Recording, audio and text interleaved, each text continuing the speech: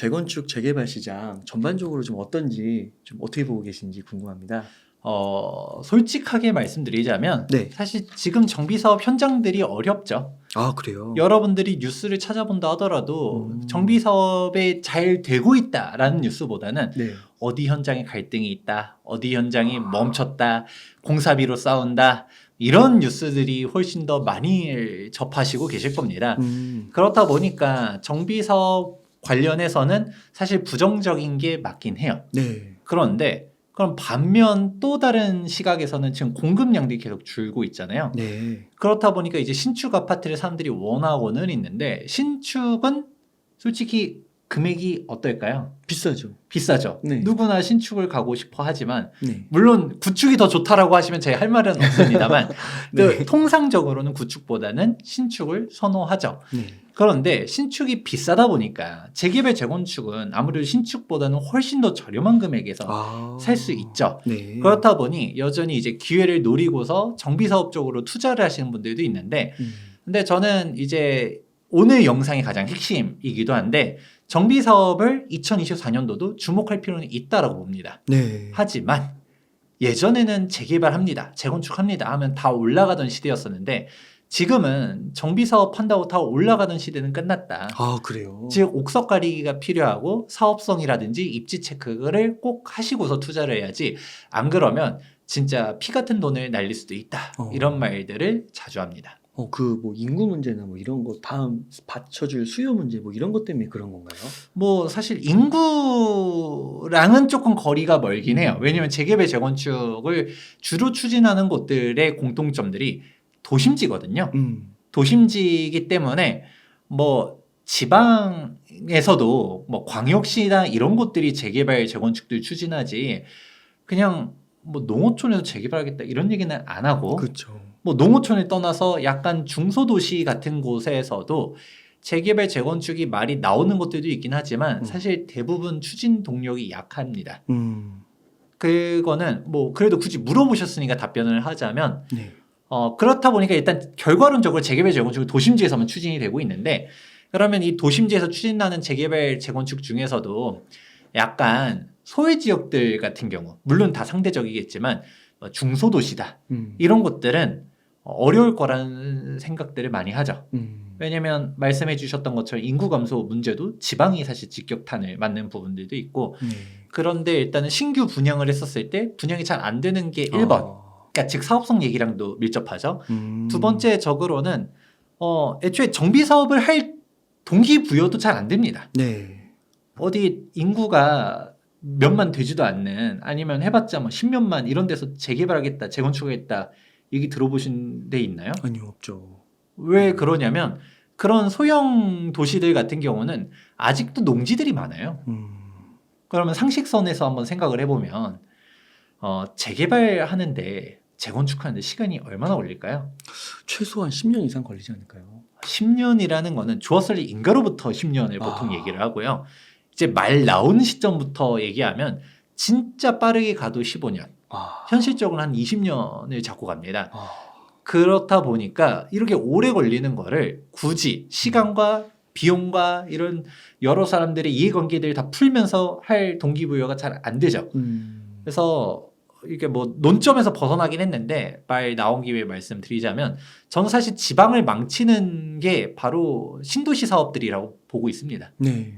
왜냐하면 혁신도시들이 전혀 혁신적이지 않고 오히려 지방 수요를 분산시키고 있다고 보고 있거든요. 정확히는 수요를 더 한쪽으로 밀집시켜가지고 망치고 있죠. 예를 들어서 나주 혁신도시가 생겼어요. 네. 그럼 나주시 원래 이제 구도심들은 어떻게 될까요?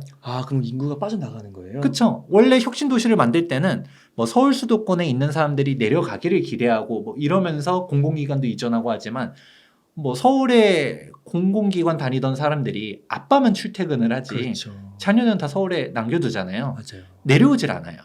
그러고 지방에서도 인근에 있었던 사람들의 수요가 다 흡수하는 식으로 가다 보니까 오히려 지방 원도심들 음. 같은 경우는 개발의 니즈가 떨어질 수밖에 없죠. 아, 그럼 오래가 됐는데 재개발 니즈도 없는 거네요. 그렇죠. 와. 오히려 혁신 도시가 없었으면 그렇죠. 그래도 이 도심에서 살 사람들은 항상 있기 때문에 여기를 어떻게라도 이런 복잡한 이해관계들을 풀고 재개발 혹은 재건축을 하자라는 얘기들이 나올 수 있을 텐데 그냥 정치인들 입장에서는 사실 매력적이가 않은 선택지죠. 왜냐면 정비사업 같은 경우는 내 시대 때 공약을 한다 하더라도 아, 안 보이는구나. 그렇죠. 성과가 안 보이잖아요. 아, 그렇구나. 성과가 20년 네. 뒤에는 아니 정권이 맞아요. 1, 2년도 아니고 맞아요. 다 바뀐 다음에 나오거든요. 이를 단적으로 말씀드리는 것 중 하나가 지금 현재 서울시를 놓고 봤었을 때 지금 공사를 한창 진행 중이거나 아니면 막 정비 사업들 추진하고 있거나 아니면 완공된 아파트들을 몇 면을 보게 되면 대부분 90% 이상이라고 전 단언할 수 있는데 90% 이상이 이명박 전 대통령도 아니고 네. 이명박 전 서울시장일 때 지정된 곳들이 90%입니다. 근데 아직까지 진행이 이 정도 된 거예요. 그렇죠. 왜냐면 20년엔 얘기했잖아요. 네. 대부분 2000년대 초중반대 정비구역들을 지정을 했었었고 네. 그거를 바로 단언할 수 있는 게 이명박 서울시장 이후에 그렇죠. 네. 오세훈 네. 전 시장님일 때 네. 가 있었는데 오세훈 전 시장 시절을 한번 살펴보게 되면 그때도 정비구역을 지정한 게 있기는 있어요. 근데 거의 없어요. 많지 않거든요. 그러고 바로 다음이 박원순. 네, 그렇죠. 서울시장. 박원순 시장님 시절인데 네. 박 시장님 있었을 때는 다들 아시다시피 정비 사업을 지정하기는커녕 재개발 재건축을 약간 투기의 대상으로 바라보고 뭐 옳고 그르면 저는 모르겠습니다만 정비 구역들이 다들 해제를 해제했죠. 했어요. 오히려 해제하면 해제했지 신규 와. 지정들을 안 했습니다. 그렇다 보니까 지금 남아있는 정비 사업들은 대부분 다 2000년대 초중반 때 있었던 재개발, 2000년대 초중반 때 진행했었던 재건축들이었었지. 뭐 그거 외로도 이제 정권에 대한 문제들도 있죠. 아무래도 이제 문재인 정권 시절에는 재건축에 대한 규제들을 대부분 다 불활시키고 이런 사항들이 있다 보니까 더더욱 이제 정비 사업들이 못 가고 있었던 시절들이 있었는데 그러면 그때 있었던 사업들이 이제 와서 준공들 하고 물론 뭐 전부터도 입주는 했었지만 사실 따지고 보면 정책 입안자 입장에서는 내 시대 때, 내 임기 때 끝나는 걸 좋아하잖아요. 뭔가 그렇죠. 가시적으로 보여줘야지 내가 이걸 했습니다가 되는데 이명박 서울시장 때는 그러면 정확하게 말하면 노무현 정권 때잖아요. 그때 이제 출발한 정비 사업들이 문재인 정권 때 사실상 빨라야 이제 빠른 애들이 이제 10년, 15년 차 되면서 입주하기 시작하니까 정치인들 입장에서는 매력적이지 않은 공약인 거죠. 그렇다 보니까 논밭 갈아엎고 정비구역 지정해가지고 정확하게는 이제 신도시 지구 지정해서 딱 LH가 아파트 쫙쫙 올리고 이렇게 하는 거는 보기 좋잖아요. 그걸 안 해놓고 이제 급한 마음에 그렇게 하는 거군요. 네, 그런 식으로 하다 보니까 또 뭐 농어촌이든 뭐 그게 꼭 우리가 인구 소멸 지역을 떠나서도 이제 중소도시들의 가장 큰 맹점들이 그런 주변에 이제 농지들이 남아 있는 곳들은 사실 되게 위험합니다. 그렇게 도시의 확장이라고 볼 수도 있지만 도시가 확장됐을 때 이제 인구 계속적으로 팽창하던 시대는 끝났잖아요. 그러면 한정된 수요가 좀 더 살기 좋은 쪽으로 이동하겠죠. 그럼 원래 원도심들은 쇠퇴할 수밖에 없어지거든요. 그런 슬럼가들이 생기게 되고 그런 곳들은 낙후가 되게 되고 그런 부분들이 이제 반복되게 되는데 그런 측면을 봤을 때는 지방 중소도시들은 사실 재개발 재건축 되기는 거의 어렵다라는 얘기가 또 이 신도시 문제랑도 복합돼서 등장합니다. 그러면은 그 서울 쪽으로 좀 오기 전에 지방 조금 한 질문 드리고 싶은 게 만약에 재개발이나 재건축이 영영 안 되면 거기에 사시던 분들은 어떻게 되는 거예요? 그냥 그러다가 뭐 표현이 좀 그렇지만 그러다가 끝나는 거죠. 그냥. 네, 왜냐면 지금 이미 농어촌 보면 폐허들이 많아요.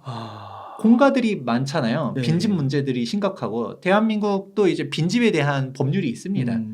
우리가 일명 뭐 가로주택 사업 뭐 이렇게 모아타운 얘기할 때 그 법에 대한 부분들이 재개발 재건축은 일명 정비 사업의 바이블이 도시 및 주거환경 정비법에 이제 법령 규정이 있는데 이런 소규모 정비 사업 같은 경우는 빈집 및 소규모 주택 특별법에 있습니다. 그럼 여기에 이제 빈집에 대한 정의들이라든지 이런 법령들이 이미 있어요. 그러면 네. 이 법이 생겨난 이유가 뭐겠습니까? 이런 빈집들 관리가 필요하니까. 네. 그 이 법이 생겨난 시점 자체도 정비 사업을 정말 싫어했었던 그런 시기에서도 어쨌든 이 주거 환경 개선이라는 거는 필수적일 수밖에 없고 이대로 방치되면 슬럼화될 수밖에 없기 때문에 이걸 어떻게 해결해야 될까라는 문제들이 출발하다 보니까 생긴 거거든요. 그러면 다시 돌아와서 지방 같은 경우에서도 진짜 사람들이 없는 곳들 그런 곳에서는 이미 집들이 넘쳐나죠. 그러면 중소도시들 같은 경우는 어떻게 될 것이냐? 저는 중소도시도 쉽지 않다라는 얘기를 많이 하고요. 왜냐하면 인구 감소의 직격탄을 맞는 게 지방 중소도시들입니다. 네. 그래서 저는 적어도 사람이 살려고 하면 광역시급에는 있어야 된다라고 얘기를 해요. 네. 왜냐하면 물론 모든 지방이 다 무너지진 않겠지만 근데 이제 결국은 아무리 제2의 수도라는 부산도 미래가 없습니다라는 얘기를 많이 하거든요. 네. 100대 대기업들 중에서 부산에 본사를 둔 곳이 한 곳도 없습니다. 그래요. 네. 그렇다 보니까 젊은 층들, 특히 청년 인구의 감소 추세가 어마어마하게 큽니다. 맞아요. 뉴스에서 봤어요. 왜냐하면 진짜 뭐 말 그대로 이대로 10년만 더 지나가면 노인과 바다도 아니고 젊은 층들이 다 없는 거죠. 없는 이유가 일자리가 없어서. 그게 부산조차도 그런 말들이 나오는 와중에 그래도 저는 부산은 괜찮다라고 보는 이유가 우리가 경상도가 다 공동화가 되지 않을 거잖아요. 전라도 역시도 사람들이 다 없을 수는 없단 말이죠. 누군가는 살게 되는데 왜냐면 공장도 돌아가고 결국은 제조업 기반들이 이제 남부 쪽에 많이 있다 보니까 그 관련된 일자들이 분명히 있습니다. 근데 여기에서도 사람들이 살겠죠. 근데 안 그래도 지방에서 지금 가장 심각한 게 어떤 얘기들이 나오냐면 위료 공동화 그리고 학교 폐업 이제 폐교들 네. 그렇다 보니까 인프라가 무너지기 시작하면 사람들이 못 살죠. 네. 그나마 살려고 하는 지역들이 어디로 가냐? 그러면 우리가 그나마 교육도 신경 쓰는 사람들. 그런데 우리가 다 막 서울로 보내고 이럴 수는 없잖아요. 네. 애들 다 유학 보내고 이럴 수 없기 때문에 사실 지방 내에서도 저도 이제 아는 분들 보다 보면 그 옛날에서도 우리가 뭐 고등학교는 유학 보낸다라는 표현을 쓰더라고요. 네. 그냥 예를 들어서 그 중소도시에서 살지만 또 광역시도 고등학교는 그쪽을 보낸다든가 인문계 고가 아예 없어서 네. 그쪽을 보낸다든가 이런 식으로 하는데 이게 사실 광역시급들 그리고 지금 뭐 의료기관 같은 경우도 그런 큰 수술 같은 경우는 지방에서 못하는 수술이 되게 많거든요. 네. 그래도 거점 이제 권역 센터들은 각자 하나씩 있잖아요. 네. 그러면 그런 센터가 있는 왜냐면 나이가 많아지면 많아질수록 병원 가까운 곳들도 정말 중요해지거든요. 그렇기 때문에 그런 거점 도시들은 괜찮을 수 있는데 그렇지 않은 곳들은 좀 위험할 가능성이 높다. 이런 말씀들을 해드리죠. 그러면 만약에 과거에 내가 그 지방에 뭐 예를 들어 한 아파트를 1억 주고 샀어요. 근데 그게 이제 뭐 30년이 지나고 40년이 지나고 재개발, 재건축 같은 정비 사업으로 진행이 안 되는 거예요. 그러면 그냥 1억은 빵원이 되는 거예요? 빵원까지는 가진 않겠지만 왜냐하면 토지를 깔고 있기 때문에 그래도 그런데 흔히 말하는 진짜 뭐 부동산에 부정적인 사람들이 많이 얘기하는 내용 중 하나가 아니 왜 그 철근 콘크리트 구조가 뭐가 좋다고 그 아파트에 그렇게 들어가냐. 네. 주택이라는 거는 시간이 지나면 지날수록 감가상각되는 게 원칙이다라는 말씀을 하죠. 네. 맞는 말입니다. 근데 그 사람들은 뭘 놓치고 있냐면 토지 가격의 인상을 놓치고 있어서 건물 가치 자체는 감가상각이 되는 게 맞는데 토지 가치가 올라가는 네. 거죠. 그러면 뒤집어 보면 답이 나와요. 건물 가치는 감가가 계속적으로 되겠죠. 네. 그럼 토지 가치가 올라갈 곳들을 찾아야 되는데 아. 그런데 인구가 계속 줄면 줄수록 어떻게 될까요? 토지 가치는 낮아지겠죠. 낮아지겠죠. 네. 그게 일반론입니다. 음. 인구 감소가 되면 집값은 떨어지는 게 보편화되어 있는 게 맞는데 그걸 부정하고 싶은 생각 없어요. 그러면 사람이 몰리는 곳으로 더 쏠리겠죠. 네. 결국은 인프라가 무너지면 무너질수록 양극화가 더 가속화가 되는 거예요. 네. 이거는 일본만 봐도 답을 알 수 있는데 저는 일본이랑 우리나라랑 저는 일치하지 않는다고 보고 있거든요. 하지만 많은 사람들이 일본이 대한민국의 20년 후의 미래다라는 말씀들을 많이 하잖아요. 네. 그러면 일본이 대한민국의 미래다라고 그냥 가정을 해놓고 보게 되면 무조건 서울만 살아남습니다. 서울과 몇 곳의 광역시들만 살아남는 미래가 그려지고 있죠. 일본도 보다 보면 일본 집값 빠졌다 얘기하지만 도쿄. 어. 참고로 도쿄 도는 어마어마하게 넓어요. 음. 서울보다 훨씬 큽니다. 아 그래요. 경기도에 뭐 경기도만큼은 아닌데 경기도의 주요 우리가 알만한 도시들을 합쳐놓은 게 도쿄도의 면적이에요. 그렇구나. 그렇다 보니까 우리가 서울과 비교하려면 도쿄 23구를 얘기하거든요. 여기에서도 사실 서울 집값이 비싸다 비싸다 해서 서울 빌라 집값 비쌉니다 라는 얘기 들어보셨어요? 아니요, 덜 안 들어본 것 같아요. 다들 뭘 고민하죠? 서울에 아파트를 찾죠. 네. 여기서 서울에 막 눈물 나오는 40년 차 아파트. 뭐 재건축 이슈가 있으면 그건 나름대로 비쌀 수도 있겠지만 예를 들어 그런 이슈도 없다라고 하면 서울 아파트가 다 비싼 건 아닌 것 같더라고요. 그렇죠. 네. 사람들이 원하는 건 신축 아파트를 기준으로 보죠. 똑같아요. 일본도 우리가 타워 맨션 혹은 신축 맨션이라고 하거든요. 애초에 타워 맨션이라고 말하는 것 자체가 고층. 우리가 맨션이 아파트다라고 말하는 거는 1:1 매칭이 안 됩니다. 왜냐면 걔네들은 뭐 일본 드라마 같은 거 보다 보면 영화나 막 2층짜리, 3층짜리 그것도 맨션이죠. 우리가 봤을 땐 빌라 같은 것들도 일본은 맨션이라고 불러요. 네. 그러니까 타워 맨션이라고 부르는 게 우리가 흔히 말하는 아파트에 가까운 주거 형태이고 아니면 맨션이라 하더라도 신축 맨션들 같은 경우는 지금 버블 붕괴 이전 평당가를 회복했습니다. 아 그래요. 오히려 돌파를 했어요. 그러니까 일본도 양극화가 어마어마하게 심각해지고 있고 일본은 이미 인구 감소가 시작한 지가 좀 됐어요. 네. 일본 인구가 1억 3천이라고 얘기했었는데 지금 한 1억 2천대로 주저앉았거든요. 네. 그런데 도쿄도도 인구가 줄고 있어요. 도쿄도 자체도. 근데 도쿄 같은 경우는 그래도 인구 감소폭이 미미하고 다른 지방들이 무너지고 있고 여기서도 광역시들 나고야라든지 오사카라든지 이런 곳들 같은 경우는 그래도 괜찮고 근데 그나마 우리나라가 봤었을 때는 일본 정도만 돼도 지방 균형 발전이 일본 내에서는 이것도 심각하다라고 말하지만 우리나라보다는 잘 돼 있는 편이거든요. 그래요. 예를 들어서 도쿄도가 일본 GDP의 한 30% 정도 차지하고 인구도 한 30% 정도가 네. 도쿄 권역들이 다들 살고 있습니다. 네. 근데 대한민국 수도권의 절반 이상의 인구가 살고 있고 GDP로는 말할 것도 없죠. 모든 일자리 다 서울에서 쏠려 있으니까. 엄청 집중돼 있군요. 그러면 사실 서울 1극 체제로 갈 가능성이 높고 서울과 그 외 살아남는 지역 이렇게 될 가능성들이 높겠죠. 아 그렇군요. 그래서 이제 옥석 가리기가 정말 필요한 거고 그러면은 뭐 결국은 기승전 서울인가요? 근데 서울도 서울 나름이죠. 네. 제가 아까도 말씀드렸던 것 중 하나가 서울에서 다 비싸다라는 게 아니에요. 아 그래요? 그리고 서울 집값 비싸요라는 거는 네. 애초에 서울의 아파트를 보고 얘기하는 거잖아요. 그래서 저는 언론이 이런 부분들을 더 격화시키는 것 같긴 한데 이게 사실 서울에서 서울 아파트 중위 가격이 12억이다. 뭐 제일 비쌀 때는 14억도 하고 그랬었거든요. 근데 이거 보면서 너무 비싸요 하면서 PIR 얘기들 많이 하는데 애초에 상식선에서 한번 생각해 볼게요. 미국의 평균 근로자 소득으로 맨하탄에 집을 살 수 있을까요? 어렵죠. 그 실리콘밸리에 연봉 막 4억씩 되는 사람들도 막 노숙하고 물론 노숙까지는 아니겠지만 진짜 막 이제 연봉을 딱 그렇게 고임금을 맞아요. 받았다 하더라도 시드가 없잖아요. 맞아요. 현금으로 밀지. 그래서 막 캠핑카 끌고 와서 산다라는 뭐 그런 외신 소식들도 접하고 그러잖아요.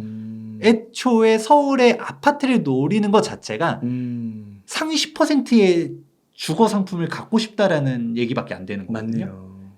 그게 70년도, 80년대랑 지금은 다른 거니까. 네. 그리고 70년대, 80년대 얘기를 하게 되면 저희 부모님 같은 경우도 자수성가한 케이스에서 양가 도움을 못 받았었어요. 그때 저희 부모님 결혼을 했었을 때 이제 뭐 경사지에 있는 빌라에서 보증금 1,000만 원대 시작했었다라고 했었는데 근데 그때는 그게 아무런 문제가 아니었었죠. 다들 그렇게 사는 게 정상이었으니까. 당시는 아파트가 워낙 희소한 상품이었잖아요. 그런데 지금은 다들 아파트에 살아야 된다라는 생각을 하는데 애초에 아파트라는 자산 가치 자체가 이미 매수층들이 이미 거의 일평생을 열심히 그렇죠. 근로소득을 벌어와서 40대 50대에 내 집 마련하고 대출 끼고 샀다가 대출 갚아 나가고 그게 일반적인 사이클인데 사실 30대에 아파트를 구한다는 것 자체가 어떻게 따지면 스타트가 너무나도 어려운 퀘스트들을 처음부터 원하는 거죠. 그러긴 해요. 예, 그러면 우리가 아파트 중위 가격을 보는 게 아니라 음. 사실 대한민국 전체 중위 가격, 주택 중위 가격 하면 훨씬 낮아지고요. 네. 그리고 아파트라고 한정한다 하더라도 전국으로 하게 되면 전국 중위 가격이 뭐 최신 자료는 잘 모르겠는데 제가 예전에 봤을 때 한 3억이었던 걸로 기억하거든요. 네. 그게 불가능한 수치는 또 아니잖아요. 네, 그 정도면 할 수 있죠. 근데 또 아까 일자리랑 똑같은 거죠. 지방 가서 그렇죠. 지방 일자리 많아 가 하면 또 싫어하는 것처럼 지방에 집이 있어 가 하면 또 싫어하잖아요. 결국은 우리가 이렇게 수요가 몰리는 곳들, 서울에서도 빌라 가격대는 그렇게 안 비쌉니다. 네. 저렴한 빌라들은 2억 3억대도 있고 물론 2, 3억은 입지가 조금 이 와중에서 떨어지겠지만 우리가 봤을 때 마포구나 성동구에 있는 빌라라고 한다 하더라도 5억짜리 빌라들 많아요. 네. 근데 그거를 자꾸 눈높이가 이쪽에 있다 보니까 문제가 되는 거고, 그러면 돌고 돌아서 그래도 나는 아파트에 살고 싶다. 아파트에서도 구축이랑 신축 가격이 정말 벌어지고 있거든요. 네. 근데 여기서 신축을 살고 싶다. 이런 사람들이 이제 재개발 재건축을 노려보는 거죠. 나는 서울에 내 집 마련하고 싶지만 그냥 빌라에서 끝나고 싶진 않아. 제가 빌라가 나쁘다는 얘기는 아닌데 아무래도 보편적으로 사람들이 선호하는 상품이 집값이 높아질 수밖에 없기 때문에 그런 상품들로 가고, 그래서 사람들이 너도 나도 재개발 우리 합시다. 재건축합시다. 라고 얘기를 하게 되는데, 근데 서울도 사업성이 좋은 곳과 입지가 좋은 곳들은 정비 사업들이 가지겠지만 입지가 안 좋고 사업성이 떨어지는 곳들은 서울이라 하더라도 저는 못 갈 가능성이 높기 때문에 옥석 가리기가 필수적으로 필요하다라고 네. 말씀드리죠. 그러면 언론에서 이렇게 많이 얘기하는 그 서울 중위 아파트, 예를 들어 그게 계산하기 쉽게 10억이라고 하면 이걸 들어갈 돈이 없으니까 재개발 재건축 같은 걸 노린다고 했을 때는 뭐 시간은 이제 그러면 한 10년 20년을 내가 걸리는 거라고 생각은 해야 되는 거고, 그럼 10억보다는 많이 할인해서 들어갈 수 있는 건가요? 그럼요. 아. 우리가 특정 지역을 그래도 얘기를 해드리자면 서울에서 저는 이제 정비사업 투자를 할 때 특히 재개발에 처음 투자한다 라고 하면 조합 설립 인가 이후로 투자라는 말씀들을 많이 해드려요. 사실 재건축도 조합 설립 인가 이후로 들어가면 정말 좋긴 한데, 재건축도 조합 설립까지 나능이 정말 많긴 하지만 재개발보다는 나아요. 우리가 재개발 재건축 얘기를 잠깐 하고 시작하도록 하자면 사실 재개발과 재건축의 차이를 알고 계신가요? 그러니까 재개발은 뭔가 더 큰 거, 엄청 막 인프라 막 뒤집어 엎는 거 뭐 이렇게 생각이 드는 것 같고, 재건축은 그냥 그 단지인가요? 아파트 단지인가요? 네, 그런 정도? 뭐 막연하긴 하지만 대부분 사람들이 그 정도로 생각하실 거예요. 더 심플하게 얘기하면 보통 단독, 다세대, 다가구 이런 빌라나 저층 주거 환경지를 개선하는 게 재개발이라고 이해를 하고, 아파트를 멸실시키는 게 재건축 이런 식으로 많이들 생각하지만 이게 뭐 80점짜리 답변이라고 하죠. 그게 대부분 맞긴 하지만 누가 봐도 단독주택 지역들, 빌라촌이지만 재건축으로 가는 사업들도 있고 재개발이라서 아파트가 없지도 않거든요. 물론 그렇게 아파트 한 단지를 재개발로 하는 경우는 없지만 재개발 지역 내에서 아파트 뭐 한두 동짜리가 섞여 있기도 합니다. 그런데 이거를 결정적으로 뭘로 나누냐면, 사실 이제 정비 사업 같은 경우에서 도시정비법에 봤을 때 이제 1조가 목적이, 2조가 정의가 모든 법들은 내려져 있는데, 이제 정의를 보게 되면 재개발 사업과 재건축 둘 다 노후 불량 건축물이라는 거는 동일해요. 그런데 기반 시설이 양호한 것은 재건축, 기반 시설이 불량한 것이 재개발이라고 얘기를 하죠. 그러니까 보통 빌라 지역들이 어떤가요? 살기가 더 어려운 거죠. 험난한 지역들이 많죠. 아무래도 길폭도 좁고 뭐 사실 전선도 밑에 공동구 깔아가지고 다 지중화 사업을 하기보다는 위에 막 난잡하게 얽혀져 있고, 소방차도 못 지나다니는 길들도 있고 치안도 별로 안 좋고 이런 곳들이 상대적으로 많은데 아파트 단지는 오래됐다 하더라도 정비는 깔끔하게 되어 있죠. 대표적으로 우리가 뭐 목동 신시가지 재건축하겠다라고 열심히 떠드는데 여기 인프라가 좋은가요, 안 좋은가요? 목동 신시가죠? 네. 잘 모르겠네요. 거기는. 그래요? 이렇게 얘기를 할 말이 없긴 한데 좋은 거 아니에요? 보통은 다 좋다라고 얘기를 하죠. 네. 네, 그렇게 아파트가 오래된 거지 네. 주거 환경이 안 좋은 게 아니거든요. 그렇죠, 맞아요. 그렇게 돼 있는 거를 떠올려 보면 좋을 것 같은데 그러면 이제 돌아왔을 때 그러면 재개발 재건축 차이를 말씀드렸잖아요. 그러면 재건축은 아무래도 상대적으로 균질한 사람들이 모여 있어요. 물론 동네에 따라서 더 소득이 높고 낮고의 차이는 있겠지만 적어도 재개발처럼 극단적인 소득이 상대적으로 낮은 사람들이 많죠. 그렇다 보니까 재개발 재건축 합시다라고 했었을 때 동의율이 시간이 재건축이 상대적으로 잘 거칩니다. 네. 예를 들어 분담 금액을 뭐 3억씩 내야 됩니다. 근데 요즘은 사업상 안 좋은 데는 5억씩도 내야 되는 걸 기본적으로 생각해야 된다 보거든요. 5억을 내야 됩니다 했을 때 5억을. 그런데 예를 들어 목동 신시가지 있는 사람들은 5억 낼 수도 있지 라고 생각할 수도 있겠죠. 근데 어디 뭐 예를 들어 외곽 지역에 있는 재개발 지역이다. 5억 해서 내가 그 돈 있으면 여기 안 살았지. 이게 나올 거 아니에요. 네. 그래서 사실 동의율이 잘 안 나와요. 재개발 지역들이. 그렇다 보니까 재건축도 우리가 단계를 밟아 나갈수록 안전해지는 건 맞는데 비싸지잖아요. 그래서 거꾸로 가시는 분들이 많습니다. 그런데 저는 재개발 같은 경우는 최소한 내가 진짜 공부를 잘하면 예정지 가도 돼요. 초기 지역들. 근데 조합설인가 이후로 투자해라 라는 말씀들을 많이 해드리고요. 더 어려우니까. 네. 그러면 우리가 조합설 인가라는 얘기 해드렸잖아요. 그런데 우리가 맨 처음으로 다시 더 돌아가서 이게 왜 나왔냐? 그럼 서울에는 투자할 데가 없냐? 얼마나 쌌냐를 물어보셨잖아요. 맞아요. 10억 예를 들어서. 네. 그건 서울에서 제일 저렴하게 인서울에서 재개발 지역들 중에 가장 소액으로 투자할 수 있는 데가 바로 노원구 상기뉴타운이 있습니다. 네. 상기뉴타운이 아직 2억대에서 투자할 수가 있어요. 그래요? 조합수 인가가 다 낮고 그리고 상계 2구역 같은 경우는 사업시 인가도 나고 분양신청 최근에 했기 때문에 관리처분 총회를 올해 정도에 하는 걸 목표로 두고 있거든요. 아직 제가 절차를 얘기하지 않았지만 상당히 많이 진행된 케이스입니다. 네. 그러면 지금 단계면 한 5년에서 6년 정도 뒤면 입주거든요. 물론 이것도 길다라고 하면 할 말이 없는데 네. 이제 그 정도로 예상이 되고 그러면 근데 상계동은 너무 멀어요 라고 하시는 분들도 있겠죠. 노원구 끝에 있으니까. 그렇다 보니 좀 더 아래로 내려오신다라고 했었을 땐 성북구에 장인뉴타운도 있어요. 근데 여기서 장인뉴타운도 속도가 빠른 데들 대표 장인 4구역 이런 데들은 관리처분 인가는 물론 일반 분양도 끝났죠. 입주가 내년 봄이면 입주예요. 25년 3월달. 그러면 여기는 입주권 투자하려고 하면 33평 기준으로 한 현금이 8억 넘게 필요합니다. 그런데 똑같은 장인뉴타운 내에서 역세권이고 대단지인 곳이 있으니 바로 장이 15구역이 있는데 해당 장이 15구역 같은 경우 3억으로 투자할 수가 있어요. 진짜 급매물은 2억 중반대 매물도 있더라고요. 네. 그러면 물론 여긴 차이는 있습니다. 이 돈이면 아까 2억대 상계뉴타운 얘기했으면 조금 몇 천만 원만 더해서 당연히 성북구로 내려와야지 라고도 생각할 텐데 이 장인뉴타운에서 장이 15구역은 22년도 3월 달에 조합설 인가가 났어요. 그래서 근데 이것도 촉진계획 변경하는데 시간을 좀 썼다 보니까 지금부터는 저는 한 10년 봅니다. 그러니까 기간은 길죠. 네. 그러니까 그렇다 보니까 시간에 투자하는 게 정비 사업인데 그럼 이런 투자는 되돌아와서 어떤 사람들이 투자를 해야 될까?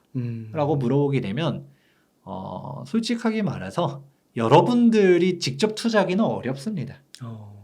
시청자분들이 뭐 30대 시청자분들도 있을 수 있죠. 네. 그러면 충분히 투자할 수가 있어요. 내가 성북구에 있는 신축 아파트도 막 10억 중반 넘어가거든요. 그러니까 내가 신축을 투자하려면 금액이 너무 많이 필요한데 지금 현재 뭐 전세 끼고 해가지고 2억 중반, 뭐 3억으로 투자할 수가 있다. 그러고 시간이 지나가게 되면 신축이 될 거잖아요. 그러면 가격에 대한 이제 시세 차익들을 볼 수가 있겠네? 라고 하면서 진행할 수 있는데 제일 중요한 게 정비사업 투자에 대해 저는 라이프 사이클을 고려하는 얘기를 항상 강조드립니다. 네. 그러니까 아까 말한 것처럼 최소한 마지노선이 30대는 돼야 그럼 내가 40대 때는 입주할 수 있잖아요. 네. 근데 난 이미 50이야. 그러면 환갑잔치 다 하고 그리고 순차적으로 잘 갈 때 얘기인데 사건 사고들도 많거든요. 네. 그래서 지연된다. 라고 하게 되면 칠순잔치에 입주하면 이게 뭐 하는 짓일까요? 아, 그렇게 되면 차라리 그 나이대에 있으신 분들은 내 자녀들, 우리 애가 네. 아직 뭐 한 10대인데요? 라고 생각한다 하더라도 결국 지금 참 암울한 게 젊은 층들이 결혼을 못하는 게 저는 사실 직업 문제들도 맞아요. 있다라고 봅니다. 네. 근데 사실 틀린 말은 완전 아닌데 이게 뭐 라떼는 말이야. 그래서 아이 그렇게 빌라에서도 살고 사랑을 극복하고 얘기하지만 그게 말이야 쉽지 내가 그렇게 들어간다라는 건 쉽지가 않거든요. 옛날에 비교 대상이 없었잖아요. 그쵸. 네. 그렇다 보니까 다들 아파트를 원하는데 그렇다 네. 보니까 눈높이는 저 높은 곳에 있는데 맞아요. 못 들어가다 보니까 결혼을 포기하게 되고 저도 아직 30대 중반인데 이제 제 주변에 있는 친구들 보다 보면 결혼 안 한 사람들이 태반입니다. 아, 아니, 이게 남자들 입장에서는 참 그런 게 아무리 본인이 대기업에 다녀도 내가 연봉을 예를 들어서 뭐 1억씩 받는다 하더라도 이걸로 집 사는 건 불가능에 가깝거든요. 물론 아까 말했던 것처럼 빌라를 사는 건 가능한데 다들 아파트를 살고 싶어 하잖아요. 네. 그런데 예를 들어 부모님 집에서 얹혀 살아요. 그러면 어떨까요? 삶의 질이 아주 높아요. 그냥 부모님 아파트에서 얹혀 살면서 그냥 난 그럴듯한 대기업 다니고 있고 연봉도 잘 받고 있고 돈 쓰고 살고 데이트하는 것까지는 그냥 남부럽지 않게 살 수 있거든요. 그렇죠. 근데 결혼은 현실이잖아요. 그러려면 그렇죠. 내 집이 필요하게 되고 분가를 해야 되니까. 그러면 당장 남한테 아쉬운 소리 안 해도 되는데 요즘 젊은 사람들이 한 삼성 모은 것도 엄청 잘 모은 건데 네. 삼성 못 모은 사람들이 태반이죠. 설령 3억이 있다 하더라도 이걸로 전세 보증금도 안 되죠. 네. 반전세도 아니에요. 월세 보증금 뭐 이런 식으로 돼버리니까 그러니까 그냥 차라리 결혼 안 하고 나 혼자 편안하게 사는 게 훨씬 더 남한테 아쉬운 소리 얘기할 것도 없고 좋겠다 그러네요. 라는 얘기들 하죠. 그렇다 보니까 저는 농담 반 진담 반 그런 얘기도 해요. 자녀들 우리가 아메리칸 스타일로 그냥 애들 인생 난 잘 모르겠고 뭐 대학 보내줬으면 나 부모로서 할 도리 다 했으니까 알아서 너네들 살아라 라고 하고 끝내면 모르겠는데 사실 대한민국 정서상 그렇게 쉽지가 않거든요. 그렇죠. 아무리 말을 안 듣는 자녀라 하더라도 우리 아픈 손가락 얘기들도 하잖아요. 네. 어떻게든 지원을 해주고 싶고 그런데 그러면 차라리 애들이 어릴 때 애들 앞에 아파트 턱턱 사주고 싶지만 사실 비용도 비용이고 그 정도 고가 주택들을 사주려고 하면 증여세도 장난이 아니에요. 네. 상대적으로 소액으로 재개발 지역에 아니면 재건축 초기 지역에 하나 묻어놨다. 네. 그러면 걔가 오래 걸려도 예를 들어 진짜 미취학 아동이라고 하면 더 오래 걸려도 되죠. 이제 완전 초기 지역. 지금부터 10년, 15년, 20년 걸릴 것 같은 곳들이라 하더라도 사놓으면 그래도 그때 가서 20년 뒤에 설령 안 돼도 어느 정도는 돼 있겠죠. 그때 시점에서 5년 뒤면 입주입니다. 라는 게 보여지면 적어도 애가 어릴수록 결국은 우리한테 부족한 거는 시간이고 네. 자녀들한테 부족한 건 돈이잖아요. 네. 결국은 시간을 돈으로 치환하는 게 기회비용을 살리는 건데 이게 단순히 우리가 뭐 쉬운 말로는 삼성전자 20년 전에 1,000만 원어치만 사놨어도 뭐 100만 원어치만 사놨어도 우리가 증여 공제액은 안 올라가거든요. 네. 증여세율이 90년도 때 있었던 그 세율 그대로입니다. 그러면 증여세율이 지금 1억이 10%인데 야, 너무 심했다. 올려줘야 되는 거 아니에요? 그렇죠. 지금 1억 가지고서는 전세 보증금도 마련이 안 돼요. 네. 근데 그때 당시에 90년도 때 1억은 사실 내 집 마련을 엄청 해줄 수 큰 있었던 큰 돈이었던 거죠. 그러네요. 그런데 이런 얘기들 아무도 안 하고 이거 상속 증여세를 바꿔야 됩니다라고 하면 대부분 사람들은 사실 부모님께서 못 주는 사람들도 많잖아요. 그러니까 내가 못 받는다고 야 부자 감세다 이런 프레임을 씌워버리니까 아무것도 안 되는 건데 사실 예전 세율은 부모가 됐으면 그래도 자녀한테 집 하나는 해줄 수도 있겠지가 그 옛날 법의 정서에서도 그게 있었던 거죠. 네. 그런데 지금 그게 불가능해졌는데 그렇다고 법만 탓할 수는 없잖아요. 솔직히 전 상속증여세율을 개정해야 된다라고 보지만 불가능에 가깝다는 것도 알아요. 정치인들이 과연 그거를 할까요? 표 계산이 안 나오잖아요. 그렇기 때문에 이런 행위들을 안 할 텐데 그러면 우리가 뭐 결국은 각자 노생이죠. 그러면 최대한 소액일 때 자녀가 어렸을 때 한 1억씩 증여를 해줘서 그게 뭐 각자 사주면 너무 좋겠지만 자녀가 둘이 어리면 어차피 멀었잖아요. 애들 둘 공동 명의로 해서 재결지역 하나 사준다든가. 네. 그건 집값이 올라가면 그때 팔아서 나눠주든가. 네. 자녀들이 시드머니를 마련해 줄 수가 있잖아요. 그런 식으로 할 때도 재개발 지역들을 주목해 보는 것도 괜찮다. 우리가 막 자꾸 강남, 압구정, 반포 이런 데만 봐서 그렇지 서울로 권역을 넓혀도 이제 소액으로 할 수 있는 지역들은 충분히 있다라는 말씀도 해드립니다. 그러면 장위나 예를 들어 상계 뉴타운에 예를 들어 3억이 만약 지금 이 돈이 들어가면요. 더 이상은 뭐 추가 분담금 정도 더 들어가는 거라고 생각하면 되는 그렇죠. 거예요. 분담금도 들어가죠. 아. 근데 이제 분담금이 핵심인데 예전에는 1인당 분담금 한 3억씩 냈다라고들 했었어요. 많이 내면 4억 정도. 그런데 지금은 한 4억은 기본인 것 같아요. 4억은 기본이고 좀 많이 낸다 싶으면 한 5억. 와. 근데 여기서 사업성 떨어지는 단지들은 그 이상 내는 단지들 실제로 있습니다. 그래요. 일반적이진 않지만 지금은 4억에서 5억 선이 일반적이고 근데 지금 사업성이 더 떨어져 가는 곳들이 많거든요. 네.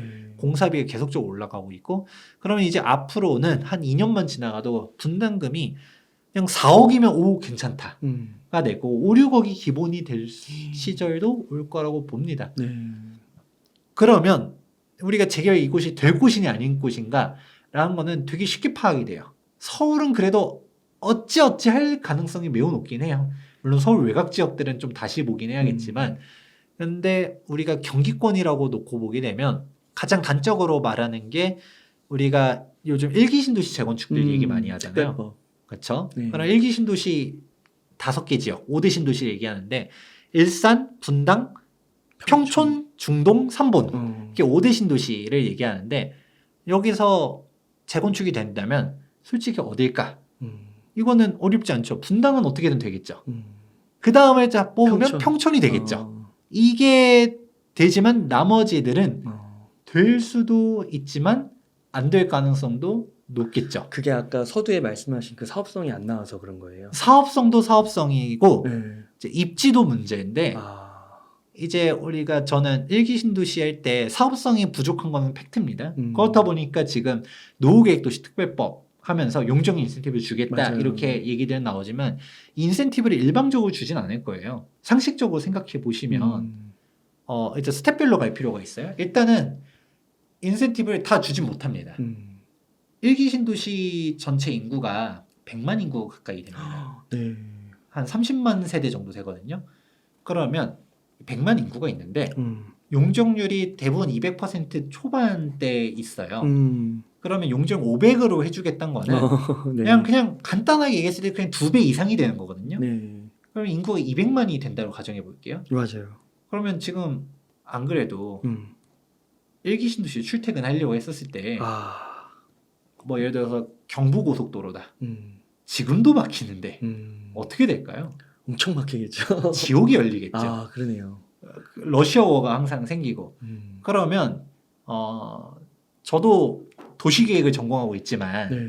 근데 진짜 교수님들이라든가 아니면 뭐 전문가들 다른 전문가들한테 물어보게 되면 하나같이 얘기하는 게 용적률 500%를 일반화하게 줄 수는 없어요. 그럼 다들 차 끌고 나오면 교통 지옥될 게 눈에 보이니까 경부고속도로를 지하화를 뭐 왕복 50차선 이렇게 할 거 아니잖아요. 그렇기 때문에 역세권 주변으로 인센티브를 줄 가능성이 높거든요. 그러면 두 번째 이슈. 그러면 역세권에 투자하면 되느냐? 라고 하면 또 그렇게 단순하지 않은 게 그럼 비역세권에 있는 주민들이 그렇죠. 역차별 얘기를 하지 않을까요? 얘기하죠, 당연히. 왜 쟤네만 주고 맞아요. 이거 특혜 아니냐? 그렇죠. 그러고 실제로 예를 들어 국토교통부의 모 고위공무원이 분당에 아파트를 가지고 있었다. 그것도 용적 인센티브를 받는 아파트를 가지고 있었다. 라고 하게 되면 그 사람이 뭐 1기 신도시 청약할 때부터 90년도 때부터 분양받아서 살고 있었는지는 중요하지 않습니다. 그냥 이제 마녀사냥식으로 갈 가능성이 매우 높기 때문에 맞네요.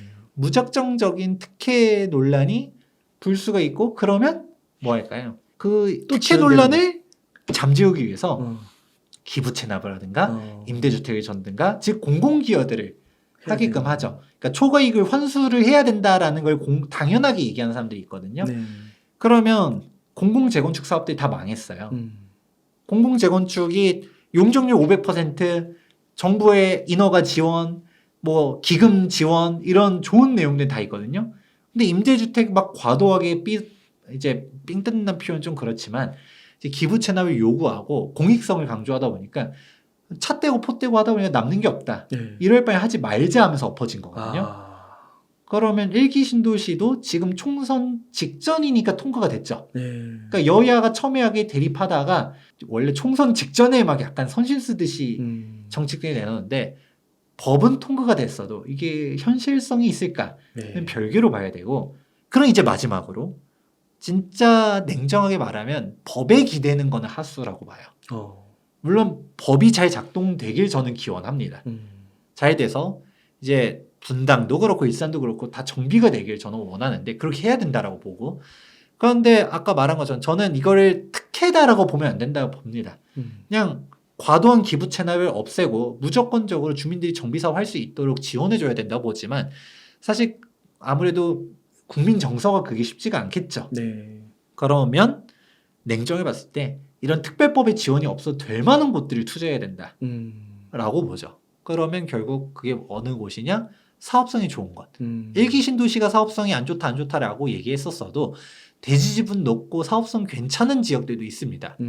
아까 제가 일산은 좀 어려울 가능성이 높아요라고 했었지만 일산도 일산 나름이죠. 네. 킨텍스 주변은 되게 가격이 그쵸. 비싸거든요. 네. 킨텍스 쪽에 신축 가격 비싸고, 그러니까 여기 킨텍스 주변은 어찌어찌 갈 가능성이 높고, 그리고 역세권이 있는 지역들은 사실 그래도 우리는 역세권인데 하면서 개발될 가능성들도 있고, 네. 꼭 그런 인센티브를 안 받아도, 그리고 인센티브를 받는다도 역세권이 받을 확률이 매우 높고, 그런데도 우리가 좀 더 봤을 때 아까 이제 분담금 얘기를 하다가 네. 여기까지 왔는데, 이제 분담 금액을 지금 사업성 안 나오는 데들은 이제 5억에서 6억도 감안해야 된다는 얘기를 했었는데, 그러면 입지가 좋은 곳들은 사업성이 안 좋아도 어떻게 될 가능성도 있습니다. 아, 그 정도 금액을 지불해도.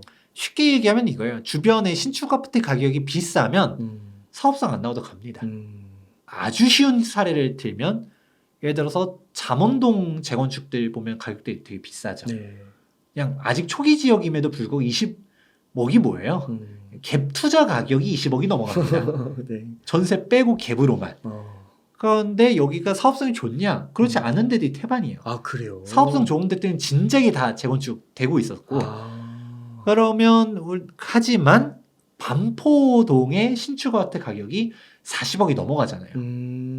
50억도 하잖아요. 네. 그러면 잠원동에 재건축을 추진하는데 사업성이 안 좋아서 우린 1대1 재건축을 갑니다. 아. 라고 한다 하더라도 분담금을 우린 또 초고층, 한강변이니까 초고층으로 지어야 될 거고, 초고층의 공사비가 또 높거든요. 그리고 우리 하이엔드 브랜드를 붙여야 될 것 같아. 그래서 그럼 평당 공사비, 지금 최근에 평당 공사비 1,000만 원이 거짓말이 아닌 게 여의도 공작 아파트가 1,000만 원을 넘겼어요. 네. 여기도 고층으로 가고 하이엔드로 가거든요. 그렇게 되다 보니까 그럼 분담금을 1인당 예를 들어 8억씩 낸다라고 가정을 해도, 네. 그래도 남아요? 우리 가격이 예를 들어 30억이야. 분담을 8억을 내. 근데 인근 아파트 가격은 40억, 50억이야. 그러면 우리가 또 10년 뒤에는 우리가 완전 신축이겠네? 네. 쟤보다 우리가 오히려 더 비싸지겠네? 그렇죠. 생각해보면 한 8억 분담금 생각해도 가는 곳들은 가겠죠. 야, 그렇구나. 사업성이 안 좋다 해서 무조건 안 되는 게 아니에요. 위치가 좋으면 갑니다. 그러면 네. 다시 돌아와서 일산과 분당을 놓고 비교했을 때 일산도 다 안 되는 건 아니라고 했지만 보편적으로 봐주면 분당 쪽은 바로 판교라는 비교군이 있죠. 아. 판교 집값이 20억이 넘어가잖아요. 네. 그럼 설령 5억 분당을 내도 그래도 우리가 분당인데 뭐 재건축합시다. 그리고 더 노골적으로 얘기하면 소득 수준이 분당이 좀 더 높죠. 뭐 일산과 분당의 분양가 자체는 90년 처음 분양했을 때는 분양가가 비슷했었어요. 사실상 똑같았었고요. 인기도도 높았었는데 지금 가격 차이가 확 달라졌죠. 근데 그런 이유들이 물론 강남 접근성 이런 것도 있겠지만, 근데 바로 인근에 판교라는 명확한 일자리들도 있고, 네. 주변에 더 이상 논밭도 없다 보니까 개발할 곳들도 없고, 희소성이라든지 이런 복합적인 것들이 있다 보니까 사실 분당만 하더라도 그래도 나 판교에 직장이 있고 그래도 분당에 살고 싶은데 학군도 좋잖아요. 그러니까 재개발합시다. 재건축합시다. 이 얘기가 나올 수가 있어요. 네. 근데 상대적으로 일산은 좀 덜할 것이고 그 다음에 평촌 같은 경우도 보게 되면 지금 과천 지식정보타운 한창 이제 펜스 치고 공사하고 있거든요. 네. 여기가 이제 공급이 한번 확 쏟아지긴 하겠지만 여기가 마지막이에요. 인도권 쪽도 개발이 끝났고 주변을 보다 보면 뭐 위성 지도로 보면 이제는 빈 땅들이 없습니다. 그러니까 수요가 뺏기는 거. 네. 아까 지방 얘기할 때도 처음에 얘기하긴 했었잖아요. 지방 도시들을 망치는 게 주변 신도시 개발이다. 그렇죠. 신도시를 개발하면 그 신도시는 인프라도 괜찮고 살기 좋아요. 물론 인프라가 갖춰질 때까지 우여곡절은 있겠지만 갖춰지면 위력을 발휘하게 되는데 그러면 그 주변에 있는 구도시들은 어떻게 될까요? 망하는 거죠. 망하는 거죠. 수요가 뺏기는 거죠. 그래도 음. 명확한 경쟁력이 있는 도시들은 남아 있는데 음. 그렇지 못한 것들은 망할 가능성이 높고 또 그 하락한다라고 말하시는 분들이 좋아하는 일본을 한번 본다 하더라도 일본에서 그놈의 타마뉴타운 얘기하다 보면 타마뉴타운이 그 한국의 1기 신도시와 비슷한 포지션이에요. 네. 그런데 여기도 보면 이제 노인들밖에 없죠. 저는 그래서 지금이라도 1기 신도시 재건축을 전적으로 지원해줘야 된다고 봅니다. 지금이 골든타임이라고 봐요. 그래도 주민들이 원할 때 이제 금융 지원해주고 인센티브 지원해주고 이걸 특혜 논리로 접근해버리면 그냥 그대로 죽으란 얘기밖에 안 됩니다. 그냥 그대로 낙후돼서 그냥 일본 꼴 나는 거죠. 네. 그냥 내 나이가 80인데 뭔 재건축이야.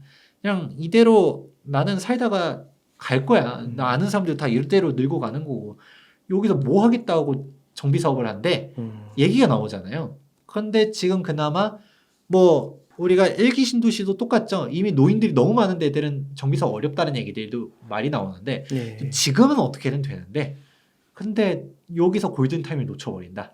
그럼 그때 되면 이제 일본 꼴 나는 거죠. 그러면 일본이 어떻게 되느냐?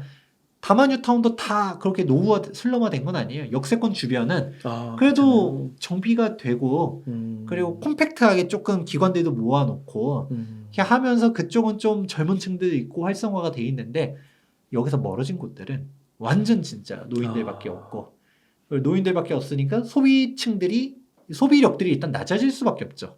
그러니까 그런 좀 젊은 사람들이 좋아하는 상권들이 다 망해가고 그러니까 뭐 인프라들도 무너지기 시작하고 그러니까 더더욱 젊은 사람들은 빠져나가고 이게 악순환의 고리로 들어섰거든요. 네. 그러면 이게 꼭 지방 문제가 아니라 수도권이라 하더라도 사실 그렇게 안 되려면 진짜 나는 재건축을 희망하지 않는다 하더라도 역세권은 또 교통이도 좋잖아요. 네. 그런 식으로 우리가 재건축을 한다, 해야 된다라는 포지션으로만 자꾸 접근을 하게 되면 제대로 된 판단하기 어려워요. 근데 이게 재건축이 안 된다 하더라도 가치가 있는 부동산인가 이런 측면으로 접근을 해보면 실패하기가 어렵거든요. 네. 그런 투자를 해야 된다라는 말씀들을 해드리죠. 그렇군요. 그러면요, 소장님 이번에 그 재개발 재건축 활성화 추진에 대한 의견들이 많이 나오고 있잖아요. 그리고 법도 많이 지원을 해주는 것 같은데 그러면은 이 기간이 좀 줄어들 수는 있는 건가요? 그렇죠. 기간이 줄어들죠. 이번에 1십 부동산 대책에서 나온 사항이 좀 정비 사업에서 유의미한 게 크게 두 가지가 있거든요. 하나는 안전진단 시점을 늦추는 거예요. 면제까지는 아닌데 원래는 안전진단 받고 정비계획 수립하고 그 다음에 추진위원회 승인 신청해서 조합설립 인가 받고 이게 기본적인 프로세스였는데 조합설립 인가 전까지만 하더라도 그러면 단적으로 우리가 목동이랑 여의도 생각해보면 좋아요. 여기 재건축한다고 떠들기 시작한 게 언제적부터인가? 그러니까요. 진짜 10년도 넘었거든요.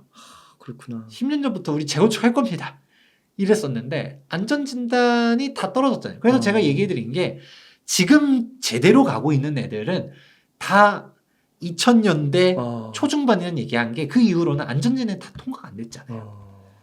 그렇다 보니 목동 같은 경우도 안전진단 줄줄이 문제인데 다 떨어지니까 그게 안 됐었는데 이제 와서 이제 하겠다라는 거고요. 그러면 이게 단축을 이제 어떻게 바뀌냐면 물론 이건 법 개정 사항이다 보니까 개정되는 것까지 보긴 봐야겠지만 개정이 된다라고 하게 되면 일단은 안전진단이랑 정비계획 수립 시점을 뒤로 미룰 수 있다라고 합니다. 일단 당장 먼저 조합설립까지 추진위원회 승인 신청하고 조합설립 동의율 75%를 받는 데만 해도 시간이 오래 걸리는데 이거를 하면서 안전진단 받고 그리고 정비계획 수립하는데도 시간들이 오래 걸리거든요. 안전진단 통과하는데 2, 3년은 걸리고요.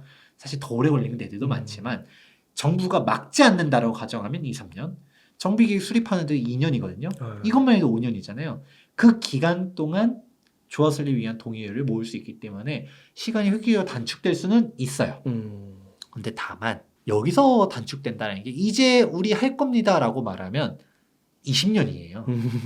20년이 15년을 준다라는 얘기지. 그래도 15년은 걸린다라는 얘기로 이해하실 필요가 있고요.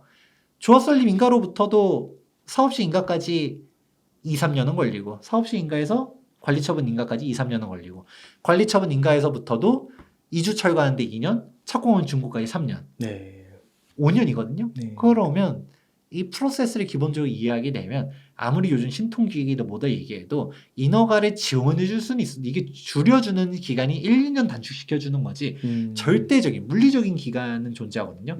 정부가 지원해주는 공공재개발은 사람들 막 자꾸 철거 막 이런 거에 막 악감정 가지는 사람들이 되게 많잖아요. 네. 무조건 막 여기 쫓겨나간 사람들 불쌍하고 이런 식으로 생각하는 사람들이 있는데 근데 뭐 안 불쌍하다는 건 아니지만 근데 공공자가 붙으면 강제 철거하면서 막 용역 써가지고 막 예전에 영화 맞아요. 막 80년대 70년대 영화 보듯이 막 맞아요. 뭐 야구 배트 들고 와가지고 막 다 깨부수고 이런 거 아니거든요. 네.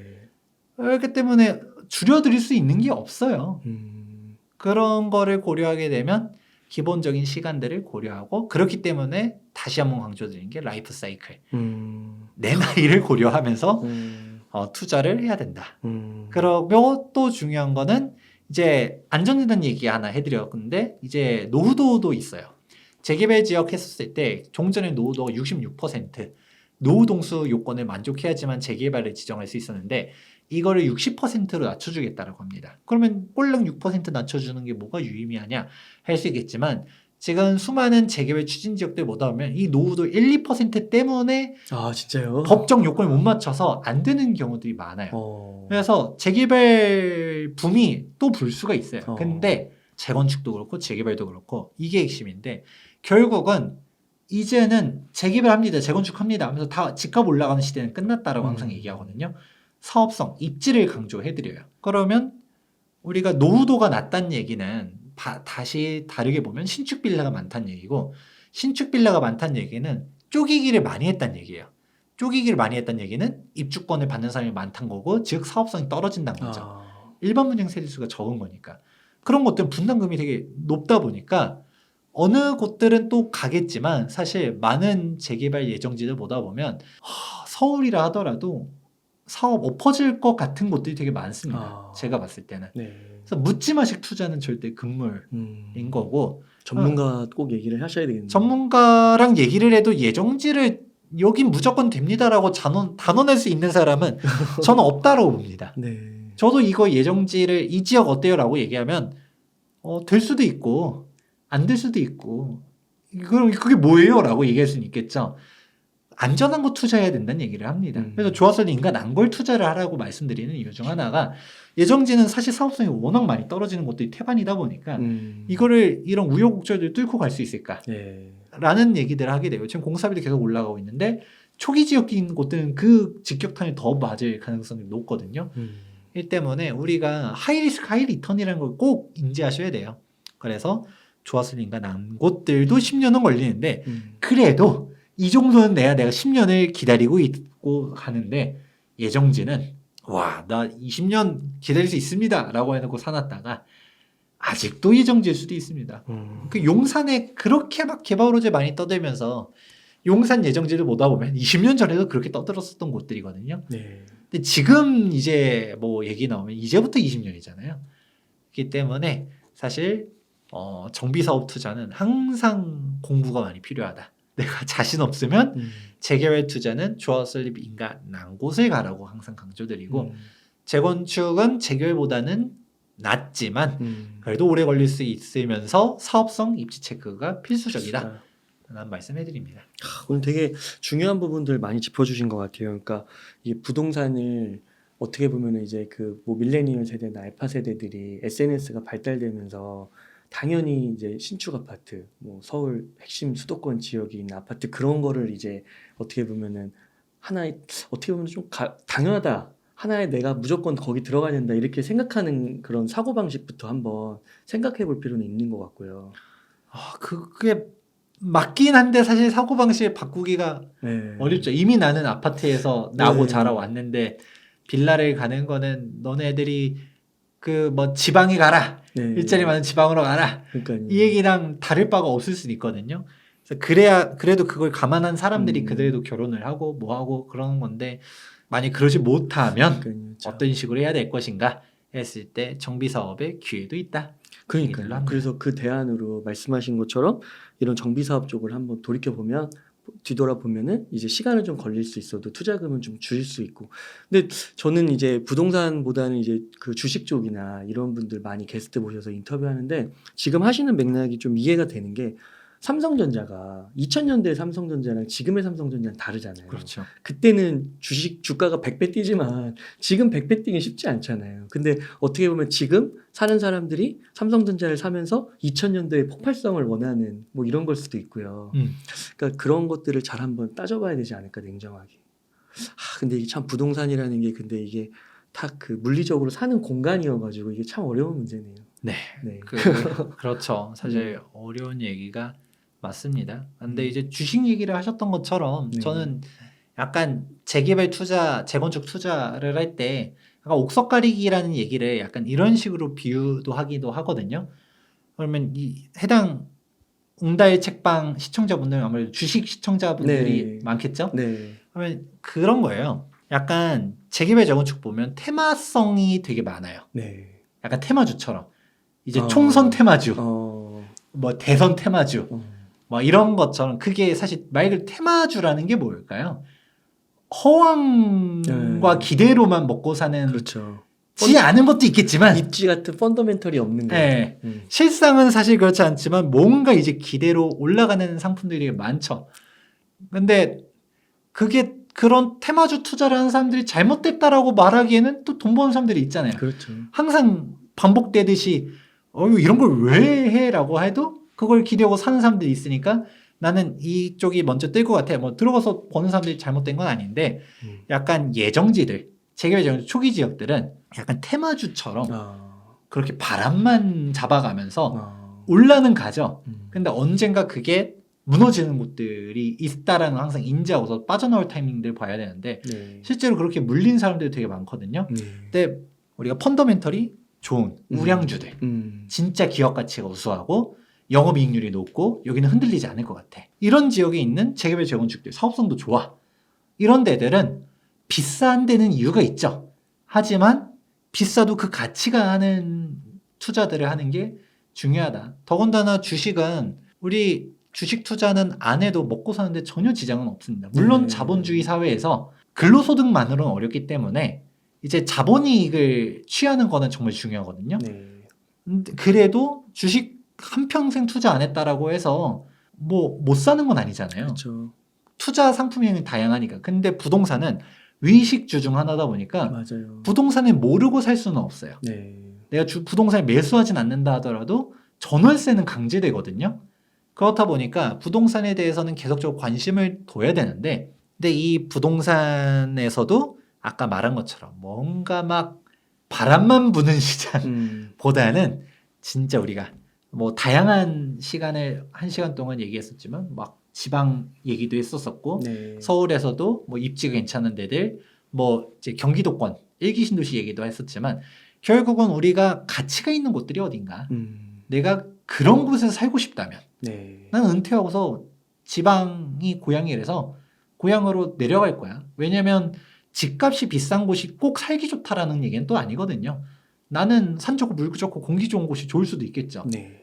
근데 산 좋고 물 좋고 공기 좋은 것이 안 좋다라는 것은 아닌데 전체 100이라는 숫자를 봤었을 때 그곳을 선호하는 사람이 절대 다수가 아니죠.